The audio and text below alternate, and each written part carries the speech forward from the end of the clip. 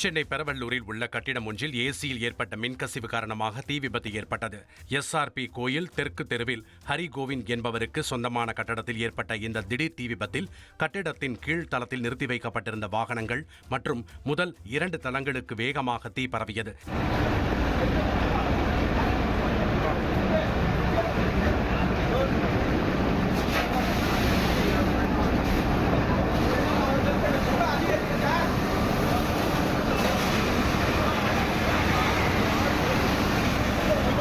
தகவல் அறிந்து சம்பவ இடத்திற்கு வந்த தீயணைப்புத் துறையினர் சுமார் அரை மணி நேரம் போராடி தீயை அணைத்தனர்.